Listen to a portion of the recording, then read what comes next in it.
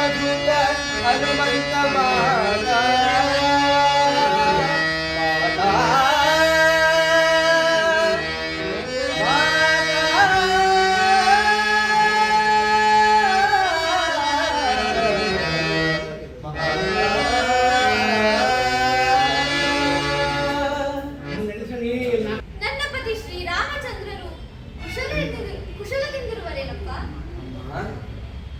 ತಮ್ಮ ವಿರಹ ವೇದನೆಯಿಂದಲೇ ಶೋಕ ಪಡುತ್ತಿರುವ ತಮ್ಮ ವಿರಹ ವೇದನೆಯಿಂದ ಶೋಕ ಪಡುತ್ತಿರುವ ಆ ಲೋಕೋತ್ತಮನ ಕುಶಲವನ್ನು ಈ ಮರ್ಕಟ ಮಾತ್ರನಾದ ನಾನು ಏನೆಂದು ವರ್ಣಿಸಲಿದ್ದಾರೆ. ಶ್ರೀರಾಮಚಂದ್ರ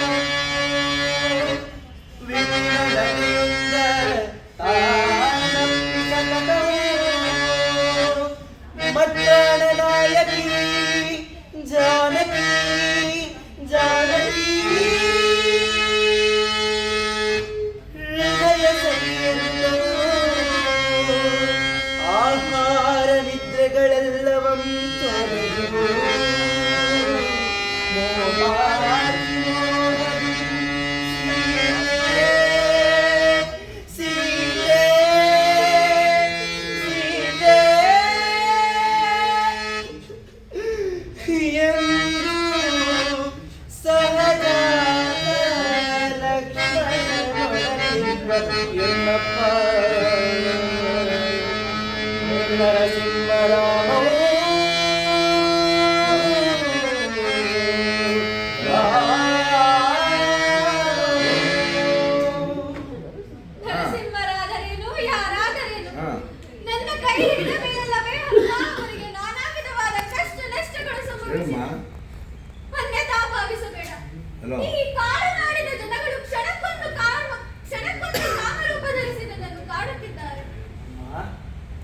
ಮಾಯಾವಿಗಳ ಮಧ್ಯದಲ್ಲಿರುವ ಪ್ರತಿಯೊಬ್ಬರಿಗೂ ಅದು ಸಹಜವಾದ ಸ್ವಭಾವ ತಾನೇನಮ್ಮ.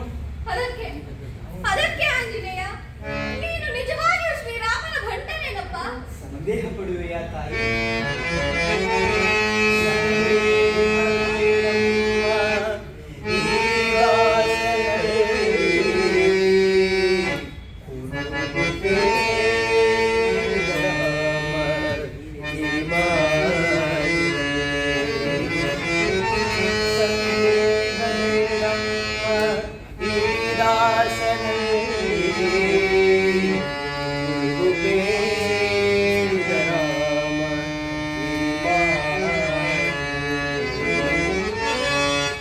ನೇತ್ರದ ಮಚ್ಚೆನಡು ನತ್ತಿಯಲ್ಲಿ ನೀಲವರ್ಣದ ಹಚ್ಚೆ ಎಡಗಲ್ಲದಲ್ಲಿ ಪೂರ್ವಪಾಲದ ಹಚ್ಚೆ ಹೃದಯಾಬ್ಜದಲ್ಲಿ ಕಾವನಂಬಿನ ಮಚ್ಚೆ ಕುಡಿ ನೋಟದಲ್ಲಿ ಮರ್ಮವಾಗಿ ಮತ್ತೆರಡು ಮಚ್ಚೆ ಒಲವಿನೊಳಮೈ ಅಂದದ ಆನಂದದಲ್ಲಿ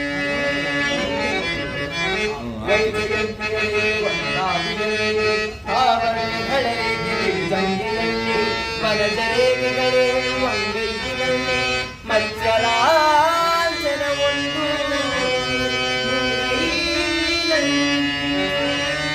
ಮರ್ಮವಾಗಿ ಪದ್ಮರೇಖೆಗಳೆಂಟು ಪಾದಗಳಲ್ಲಿ ಚಾಮರದ ಚಿಹ್ನೆದ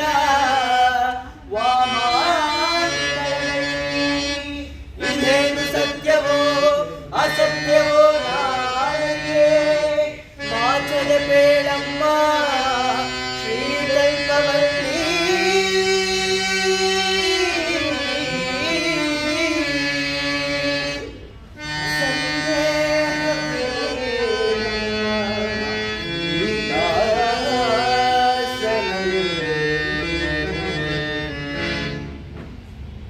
ಆಂಜನೇಯ, ನೀನು ಯಾವ ಆಶ್ರಮ ಧರ್ಮ ನಿರತನಾಗಿರುವೆ? ಇರುವವರಿಗೆಲ್ಲ ಕಿರಿಯನಾಗಿ ಇರುವವರಿಗೆಲ್ಲ ಕಿರಿಯನಾಗಿ ಮುಂದೆ ಬರುವವರಿಗೆ ಮಾತ್ರ ಹಿರಿಯನಾಗಿ ಹೀಗೆ ಇರಬೇಕೆಂದು ಬ್ರಹ್ಮಚರ್ಯಾಶ್ರಮದಲ್ಲಿದ್ದೇನಮ್ಮ. ಹಾಗಾದರೆ ನನ್ನ ಸ್ವಾಮಿ ಶ್ರೀರಾಮಚಂದ್ರರಿಗೂ ನಿನಗೂ ಸ್ನೇಹ ಬೆಳೆದ ಬಗ್ಗೆ ಹೇಗೆ? ಅಮ್ಮ, ತಮ್ಮನ್ನೇ ಅರಸುತ್ತ ಸುತ್ತ ಶ್ರೀರಾಮ ಲಕ್ಷ್ಮಣರು ತುಂಗಭದ್ರಾ ನಾಡಿನ ಋಷ್ಯಮುಖ ಪರ್ವತ ಪ್ರಾಂತ್ಯಕ್ಕೆ ಬಂದರು. ಅಲ್ಲಿ ಬೆಟ್ಟದಾಕಾರವಾಗಿ ಮಲಗಿದ್ದ ಕಬಂಧ ರಾಕ್ಷಸನ ಮೇಲೆ ಹತ್ತಿದ್ದರಮ್ಮ. ಆಗ ನನ್ನೊಡೆಯ ಸುಗ್ರೀವ ರಾಜೇಂದ್ರನ ಆಜ್ಞೆಯಂತೆ ಆ ಕಬಂಧ ರಾಕ್ಷಸನ ರಹಸ್ಯವನ್ನು ನಾನೇ ತಿಳಿಸಿದೆನಮ್ಮ. ಆ ಕ್ಷಣವೇ ಆ ಪುರುಷೋತ್ತಮನು ತನ್ನ ಒಂದೇ ಒಂದು ಬಾಣದಿಂದ ಆ ಕಬಂಧ ರಾಕ್ಷಸನನ್ನು ಸಂಹರಿಸಿ ಬಿಟ್ಟರಮ್ಮ. ದಂಡಕಾರಣ್ಯದಲ್ಲಿದ್ದ ಕೋಟಿ ಕೋಟಿ ದುರ್ದೈತರನ್ನೆಲ್ಲ ಶಿಕ್ಷಿಸಿ ಜನನಾಯಕರಾಗಿ ಬಿಟ್ಟರಮ್ಮ. ಅಂದಿನಿಂದ ಆ ರಾಮನಿಗೂ ಈ ಹನುಮನಿಗೂ ದಿನ ದಿನಕ್ಕೂ ಕ್ಷಣ ಕ್ಷಣಕ್ಕೂ ನಿಕಟವಾದ ಸ್ನೇಹ ಬೆಳೆಯಲಾಗಿಬಿಟ್ಟಮ್ಮ. ಅಮ್ಮ, ಒಟ್ಟಿನಲ್ಲಿ ಹೆಮ್ಮೆಯಿಂದ ಹೇಳುವುದಾದರೆ ಕಾವೇರಿ ನಾಡಿನ ಹಳ್ಳಿಯ ಮನೆ ಮಕ್ಕಳೆಲ್ಲ ರಾಮನ ಬಂಟ ಹನುಮಂತ, ರಾಮನ ಬಂಟ ಹನುಮಂತ ಎಂದು ಹಗಲಿರುಳು ಹಾಡುತ್ತಿರುತ್ತಾರಮ್ಮ. ಆಂಜನೇಯ, ಈ ಶತಯೋಜನ ವಿಸ್ತಾರವಾದ ಕಡಲ ಒಡಲನ್ನು ಹೇಗೆ ದಾಟಿ ಬಂದೆ? ಪರೀಕ್ಷಿಸುವೆಯಾ ತಾಯಿ? ಪರೀಕ್ಷಿಸಿದರಲ್ಲವೇ ಹನುಮ ಫಲಿತಾಂಶ ತಿಳಿಯುವುದು?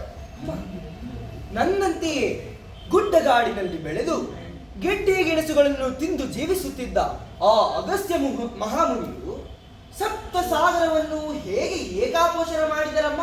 ಸತತ ಸಾಧನೆ ಎಂಬ ಕ್ರಿಯಾಸಿದ್ಧಿಯಿಂದ. ಅದೇ ಕ್ರಿಯಾಸಿದ್ಧಿ ಎಂಬ ಮಹಾವಿದ್ಯೆಯಿಂದಲೇ ಈ ನಿಮ್ಮ ಹನುಮ ಧ್ಯಾನ ಮನನಾದಿ ಸಾಂಖ್ಯಾಯೋಗಗಳನ್ನು, ಶ್ವಾಸ ಬಂಧನಾದಿ ಸಪ್ತ ಹಠ ಯೋಗಗಳನ್ನು ಕಲಿತಿರುವನಮ್ಮ. ಅಮ್ಮ, ನಿಮ್ಮ ರಮಣನ ನಾಮಸ್ಮರಣೆ ಮಾತ್ರದಿಂದಲೇ ತೆಂಕಣ ಕಡಲನ್ನು ಕಾಲುವೆಯೋಪಾದಿಯಲ್ಲಿ ದಾಟಿ ಬಂದೆನಮ್ಮ. ಆಂಜನೇಯ, ಈ ಘನತರವಾದ ವಿದ್ಯೆಯನ್ನು ನೀನು ಯಾರಿಂದ ಕಲಿತೆ? ಮಾತೃದೇವೋಭವ ಎಂಬ ವೇದವಾಣಿಯ ಆಧಾರದ ಮೇಲೆ ಅಚಲವಾದ ನಂಬಿಕೆಯನ್ನಿಟ್ಟು ಎಲ್ಲವನ್ನೂ ನನ್ನ ಹೆತ್ತಮ್ಮನಿಂದಲೇ ಕಲಿತನಮ್ಮ. ಈ ಜಗತ್ತಿನಲ್ಲಿ ತಾಯಿಗಿಂತ ಮಿಗಿಲಾದ ಗುರು ದೈವ ಬೇರೊಂದಿಲ್ಲವೆಂಬುದೇ ನನ್ನ ಭಾವನೆ. ಸತ್ಯ ಆಂಜನೇಯ, ಸತ್ಯ. ಹಾಗಾದರೆ ನನ್ನ ಪತಿ ಶ್ರೀರಾಮಚಂದ್ರನಿಂದ ನೀನು ಕಲಿತ ವಿದ್ಯೆ ಯಾವುದು?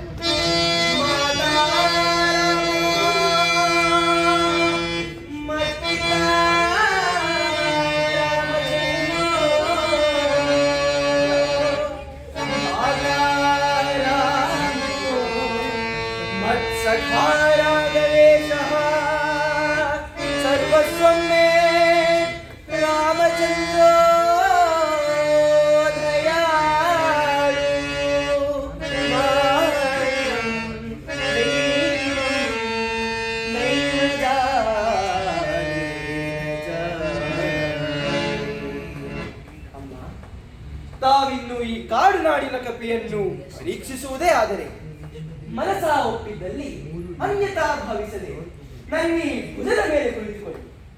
ಕ್ಷಣಾರ್ಧದಲ್ಲೇ ನಿಮ್ಮನ್ನು ಸಾಕ್ಷಾತ್ ಶ್ರೀರಾಮಚಂದ್ರನ ಬಳಿಗೆ ಕರೆದೊಯ್ದು ಬಿಡುವೆ. ದೂರ ತೊಲಗು ಮಾಯಾವಿ ರಾವಣ. ಅಮ್ಮ ಎಂದು ಅಸವಿನಯದಿಂದ ಮತ್ತೆಲ್ಲಿಗಾದರೂ ಕರೆದೊಯ್ದು ಕಾಯಿ ಸೆಳೆಯಬೇಕೆಂದು ಕಪಿರೂಪ ತಾಳಿ ಬಂದಿರುವೆಯಾ ಪಾಪಿ? ಇಲ್ಲಮ್ಮ, ಇಲ್ಲ. ಈತ ಕೇಡಿಗ ರಾವಣನಲ್ಲ, ಕೋಡೆಯ ಹನುಮಂತನಿಂದು ನಂಬು ತಾಯಿ. ನಂಬುವುದಿಲ್ಲ, ಹೊರಟು. ಅಯ್ಯೋ, ಚಪ್ಪಲ ತರ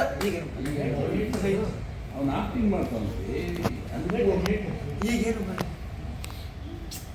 ಚಪ್ಪಲ ತರವಾದ ಕಪಿ ಬುದ್ಧಿಯಿಂದ ಮಾತಿಗೆ ನನ್ನುಂಟಾಗಿದ್ದ ನಂಬಿಕೆಯನ್ನೆಲ್ಲ ಕಳೆದುಕೊಂಡು ಬಿಟ್ಟನಲ್ಲ. ಹೀಗೇನು ಮಾಡಿದ? ರಾಮಚಂದ್ರ ದೇವ, ರಘುವೀರ, ಪುರುಷೋತ್ತಮ, ನಿನ್ನ ನಿಜ ಮೂರ್ತಿಮಂತ ಸ್ವರೂಪವನ್ನಾದರೂ ಈ ಹನುಮಂತನ ಹೃದಯದಲ್ಲಿ ನಿಲ್ಲಿಸು ದೇವ. ಎದೆ ಬಗೆದಾದರೂ ಸೈ ಮಾತೆ ನನ್ನನ್ನು ನಂಬುವಂತೆ ಮಾಡಿ ನನ್ನೀ ದೂತ ಲಕ್ಷಣವನ್ನು ನಿತ್ಯ ಸತ್ಯವನ್ನಾಗಿಸುತ್ತೇನೆ. ನನ್ನೀ ದೂತ ಲಕ್ಷಣವನ್ನು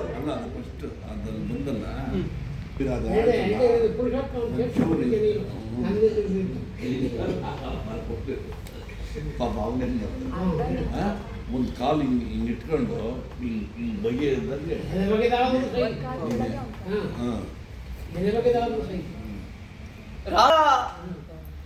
ರಘುವೀರ ಪುರುಷೋತ್ತಮ, ನಿನ್ನ ನಿಜ ಮೂರ್ತಿಮಂತ ಸ್ವರೂಪವನ್ನಾದರೂ ಈ ಹನುಮಂತರ ಹೃದಯದಲ್ಲಿ ನಿಲ್ಲಿಸದೇವ. ಎದೆ ಬಗೆದಾದರೂ ಸೈ ಮಾತೆ ನನ್ನನ್ನು ನಂಬುವಂತೆ ಮಾಡಿ. ಮುಂದೆ ಇಟ್ಕೊಂಡು ಎದೆ ಬಗೆದಾದರೂ ಸೈ ನಿಂತ್ಕೊಂಡು ಎದೆ ಬಗೆದಾದರೂ ಸೈ ಎದೆ ಬಗೆದಾದರೂ ಸೈ ಮಾತೆ ನನ್ನನ್ನು ಮಾತೆ ಮನು ನಂತಿಯಲ್ಲ ಹಂಗೆ ಮಾತೆಗೆ ಅಕ್ಕೈ ಹಂಗೆ ಹಿಂಗೆ ನಂದೆ ಬಗೆದಾದರೂ ಸೈ ಮಾತೆ ನನ್ನನ್ನು ನಂಬುವಂತೆ ಮಾಡಿ ನನ್ನೀ ದೂತ ಲಕ್ಷಣವನ್ನು ನಿತ್ಯ ಸತ್ಯವನ್ನಾಗಿಸುತ್ತೇನೆ, ನಿತ್ಯ ಸತ್ಯವನ್ನಾಗಿಸುತ್ತೇನೆ.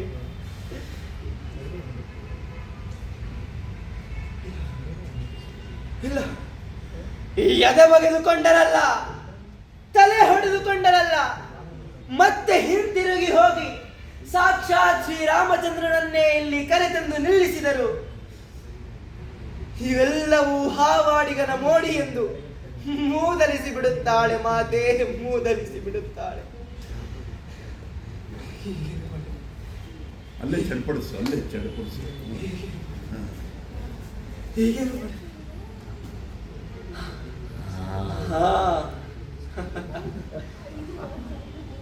ರಾಮಚಂದ್ರ ದೇವ, ಟಿಫಿನ್ ಬಾಕ್ಸ್ ಓಪನ್. ಮಾತಿಗೆ ಅರ್ಪಿಸಲೆಂದೇ ರಾಮಚಂದ್ರನು ಈ ಮುದ್ರಿಕೆಯನ್ನು ಕೊಟ್ಟಿದ್ದರಲ್ಲ, ಮರೆತೇ ಬಿಟ್ಟಿದ್ದೆ.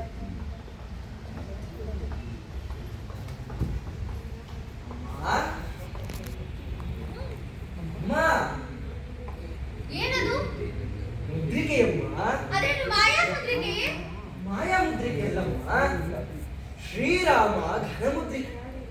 ಶ್ರೀರಾಮ ಘನಮುದ್ರಿಕೆ ತಾಯಿಲಿ ನೋಡೋಣ. ಇದನ್ನು ನೋಡಿದ ಮೇಲಾದರೂ ಈತ ಕೇಡಿಗ ರಾವಣನಲ್ಲ, ಕೋಡಗ ಹನುಮಂತನೆಂದು ಗುರುಯ ತಾಯಿ. ಕೊಡು ಎಂದ ಮಾತ್ರಕ್ಕೆ ಕೊಟ್ಟಿ ಬಿಡುವ ಮಂಗಣ್ಣನಲ್ಲಮ್ಮ ಈ ಹೆತ್ತ ತಾಯಿಯು ತನ್ನ ಮಗುವನ್ನು ಮಮತೆಯಿಂದ ಕರೆಯುವ ಹಾಗೆ ಮಾರುತಿ, ಮಗು ಮಾರುತಿ ಎಂದು ಕರೆಯಬೇಕು. ಮಗು ಮಾರುತಿ ಕೊಡೋ. ಧನ್ಯನಾದೆ ಭುವನದೊಳಗೆ.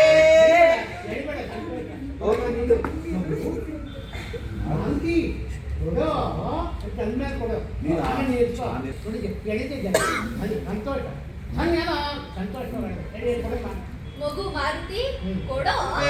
ಈ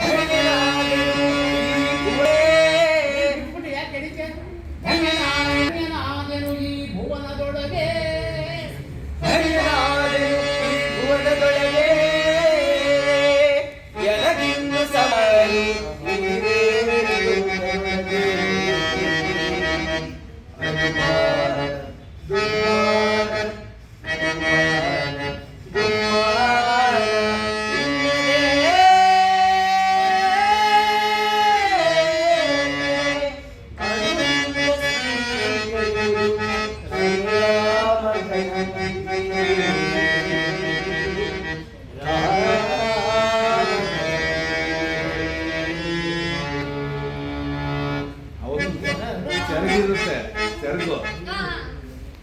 ಹೊಡೆದಿಸ್ಕೋಬೇಕು. ನನಗೆ ಆ ರಾಗದಲ್ಲಿ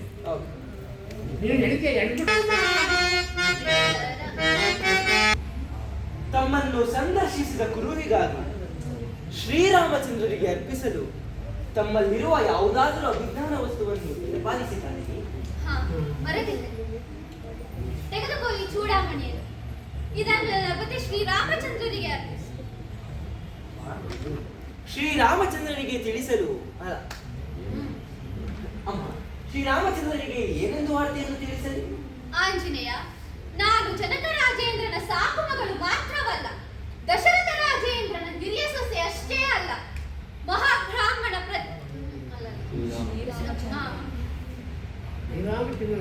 ಸತ್ಯವೋ ಮಹಾಬ್ರಾಹ್ಮಣ ಪ್ರಚಂಡ ರಾವಣನ ಹಿರಿಯ ಮಗಳ ಸತ್ಯ. ಇದನ್ನು ನನ್ನ ಪತಿ ಶ್ರೀರಾಮಚಂದ್ರನಿಗೆ ತಿಳಿಸು. ಹಾಗೆ ಇದೆ. ಹಾಗೆ ಇನ್ನೊಂದು ಮಾಸದ ಅವಧಿಯೊಳಗೆ ಈ ಬಂಧನದಿಂದ ಮುಕ್ತಿಗೊಳಿಸದಿದ್ದರೆ ಅಗ್ನಿ ಪ್ರವೇಶ ಒಂದೇ ಸೀತೆಯ ಮುಂದಿನ ಗುರಿ ಎಂದು ತಿಳಿಸು. ಮಗುಗಳು ರಾಕ್ಷಸರು ಇಂದಲೇ ಬರುತ್ತಿದ್ದಾರೆ. ನೀನು ಬೇಗ ಮರೆಯಾಗಪ್ಪ. ಹೆದರಬೇಡಿ ತಾಯಿ, ಹೆದರಬೇಡಿ. ಲೋಕಾಂತರಗಳನ್ನೇ ಈ ಕಡೆ ಬರ್ಬೇಡ, ಓಡಾಡ್ಬೇಡ ಜಾಸ್ತಿ ನೀನು.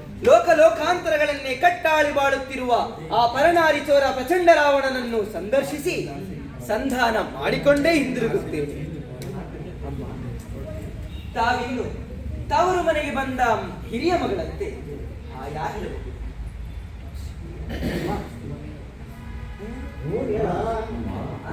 ನನ್ನೊಂದು ವಿಜ್ಞಾಪನೆ. ನನ್ನದೊಂದು ವಿಜ್ಞಾಪನೆ. ತಮ್ಮ ಸಂದರ್ಶನವಾಗುವ ತನಕ ನಾನು ಯಾವುದೇ ಆಹಾರಾದಿಗಳನ್ನು ಸೇವಿಸುವುದಿಲ್ಲವೆಂದು ಪ್ರತಿಜ್ಞೆ ಮಾಡಿದೆ. ಈಗ ತಮ್ಮ ದರ್ಶನವಾದ ಮೇಲೆ ನನ್ನ ಹಸಿವು ಅಧಿಕವಾಗಿರುವುದಮ್ಮ. ಈ ವೃಕ್ಷಗಳಲ್ಲಿರುವ ಫಲಗಳನ್ನು ಸೇವಿಸಲು ಅನುಮತಿ ಕೊಡುವೆ ತಾಯಿ? ಆಗಲಿ ಹನುಮ.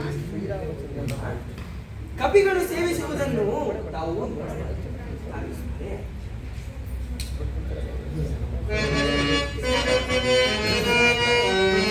ಶ್ರೀರಾಮ ರಾಮ ರಾಮ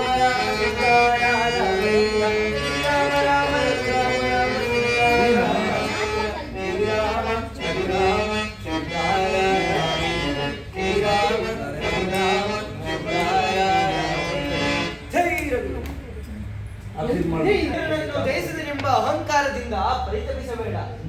ಕ್ರೋಧವೆಂಬ ಹುಟ್ಟುಗುಣವೇ ಅದನ್ನು ನಿನ್ನಂತಹ ನವಪೀಳಿಗೆ ಯುವಕರು ಸುಟ್ಟು ಭಸ್ಮ ಮಾಡಿಬಿಡಬೇಕು.